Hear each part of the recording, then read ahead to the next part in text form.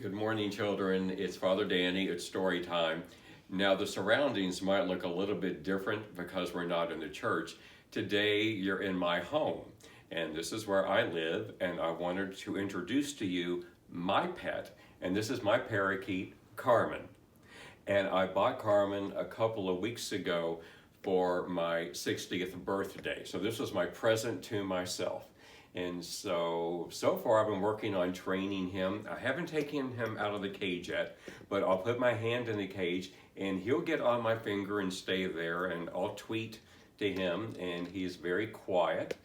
But so far he's been really good company, and I've enjoyed having him, and I'm debating on whether or not to get him a mate so he could have another parakeet in the cage with him. So this is my pet parakeet. This is Carmen. And I've always had birds as far back as I can remember, even as a teenager. My mother's the one who recommended that I buy a bird, thought I would really enjoy that as a pet. And so for most of my life, I've had birds as pets. So this is my pet parakeet. Now, the book I'm going to read today is called Albert. And two cardinals feature in this book. And you know, cardinals are red birds, and they are the state bird of Kentucky. And I would like to say that cardinals are my all-time very favorite birds because red is my all-time favorite color. So it's a cute little story. The name of the book is Albert, and I hope you enjoy it as much as I'm going to enjoy reading it to you. And the illustrations are incredible. I think the detail is wonderful. I think you'll enjoy them too. So here is the story of Albert.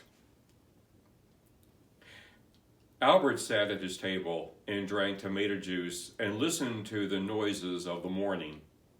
The people in the apartment above clattered downstairs and out the door on their way to work. The dog next door barked hello to everyone who passed. Children giggled on their way to school. These were good noises. Albert stood up and worked his hand out between the grill work over the window. He wanted to check the weather. The garbage truck rumbled by. That wasn't a good noise. Albert shook his head. Too cold, he said. He shut the window and rubbed his hands to warm them. Then he sat down and read the comic strip.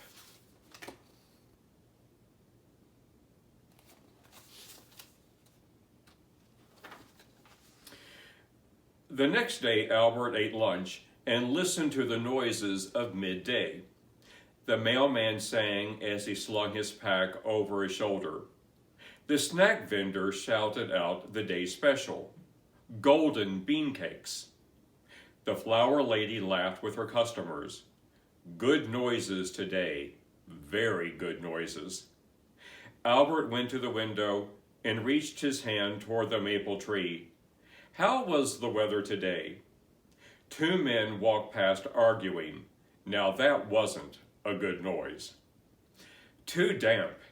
Albert shut the window and wiped his hands on his trousers. Then he took out a pack of cards and did card tricks.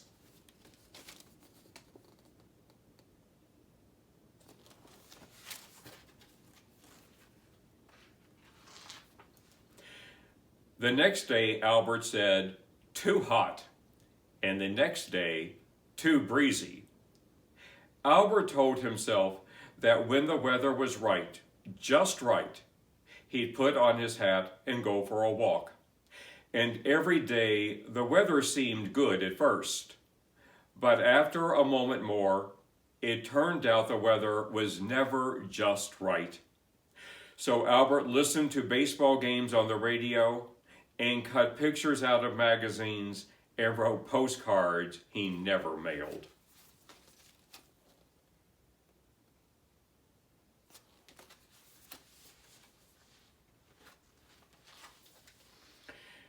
Then one sunny day, Albert stuck his hand out the window, and the next thing he knew, a twig appeared in it.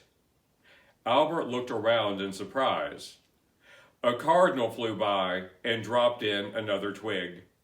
And then there were two cardinals, a bright red male and a brown-yellow female, and both of them were dropping twig after twig.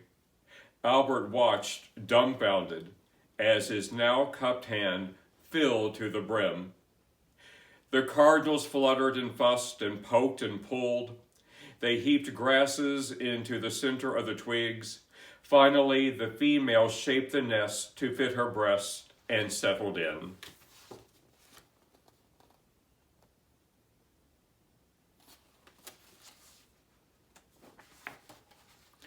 Albert stared at her. Excuse me, but my arm's not a branch. But the cardinal didn't even look at him. She flew off, leaving a nest of 4 tiny eggs in Albert's hand. With his free hand, Albert scratched his head. If he pulled his arm in, twisting to get it back through the grill work, the nest would surely fall apart. So he stood there.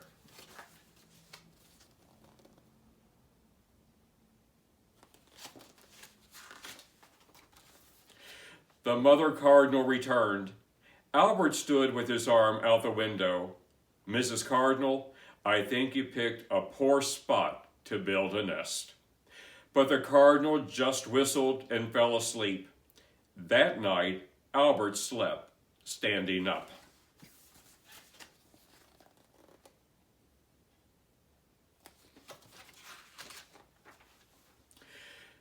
The next day, the mother cardinal kept the eggs warm, while the father cardinal fed her. Albert rubbed his aching neck. Listen, I hate to disappoint you two, but I'm not sure this is going to work. The cardinals looked at Albert, then they preened each other. That night, Albert slept standing up again. The third day, Albert rotated his shoulders to get the kinks out. The mother bird flew to the ground and pecked at a grub. Albert took a good look at the eggs for the first time. Perfect sea blue ovals with red-brown spots. The father bird flew down and chattered at the mother bird. She flew back to the eggs and sat on them. Pretty eggs, Albert said gently. The cardinal gave a quizzical chirp.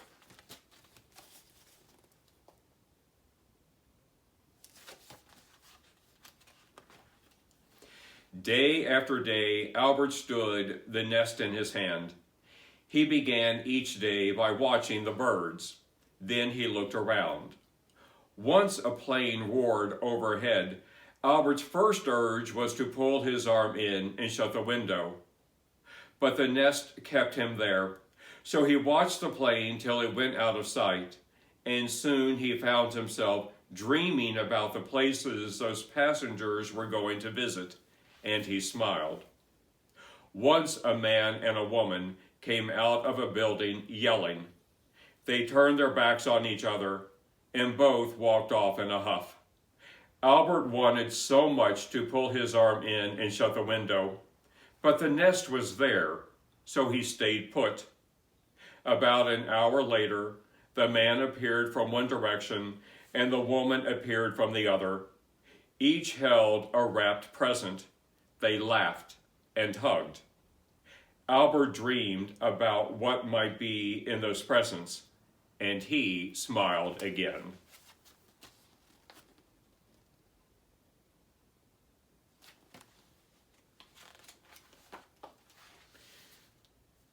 Albert didn't only dream. Whenever the mother cardinal hopped off the nest, even for a moment, Albert breathed his hot breath onto the eggs to warm them.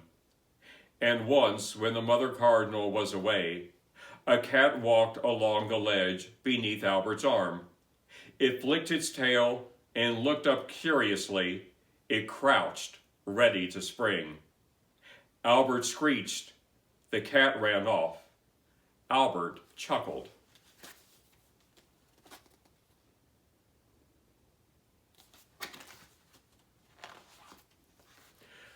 A week passed, and one morning when Albert opened his mouth, he peeped. The father cardinal looked at him askance, but Albert peeped insistently. The cardinal flew off, he returned with a beetle. Albert wrinkled his nose and jerked his head away. The cardinal ate the beetle. Then he flew off again. This time he returned with a blackberry. Albert ate it gratefully. From that day on, Albert peeped, and the father cardinal fed him blackberries, and Albert smiled at the noises all around him. Days passed.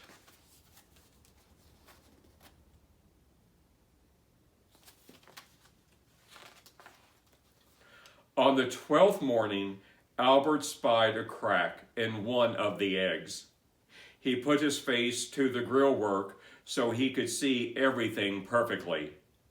The second egg cracked, and the third, and the fourth. The baby birds pecked their way out, wet and scraggly. Good work, Albert smiled. Welcome.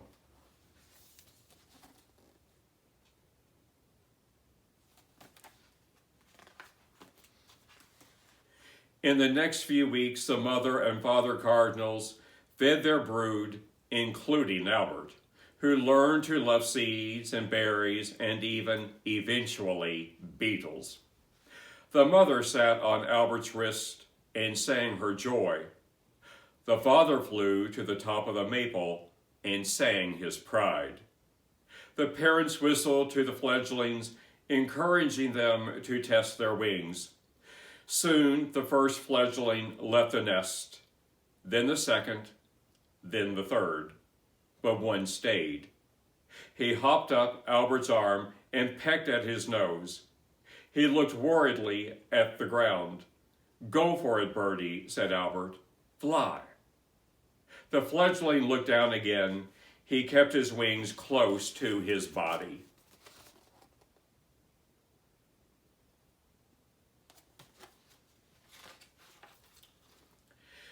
Albert stuck out his hat in front of the fledgling. Come on, he said, give it a try. The fledgling jumped into the hat. Albert tossed him up lightly. He fluttered a little and landed safely back in the hat with a peep. Albert tossed him higher. He fluttered a lot and landed back in the hat with a loud chirp. Albert tossed him high, high, high. The fledgling looked around and spread his wings. He flew to the maple tree and whistled. Albert smiled and whistled back. The nest sat empty in Albert's hand.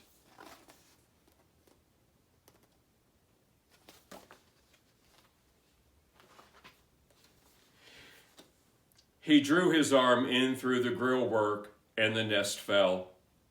Albert looked at the grass and the trees and the sky. He listened to laughter nearby, a good noise, and the siren of an ambulance far off, a bad noise. And Albert knew now that both were part of this big, wonderful world. He put his face up to the grill work and felt the wind and the sun on his cheeks. Just right, he said. Albert smoothed his hair and brushed off his hat. After so long, he hardly looked himself. He went outside for a walk.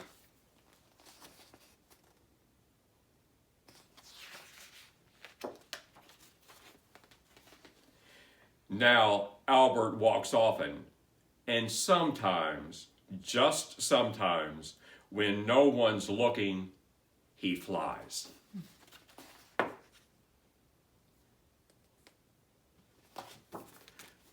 I hope you enjoyed the book. The name of it is Albert. It's a great little story and the illustrations are wonderful. And I hope you enjoyed meeting Carmen, my pet bird. And I hope you all are doing fine. I miss you all. I love you all very much, and I look forward to the day when we can all be together again. Until then, I will continue to read stories to you every day. And so before we close today, how about one more fist bump on the count of 3? 1, 2, 3. Bump. Bump. Okay. Love you. See you tomorrow. Bye.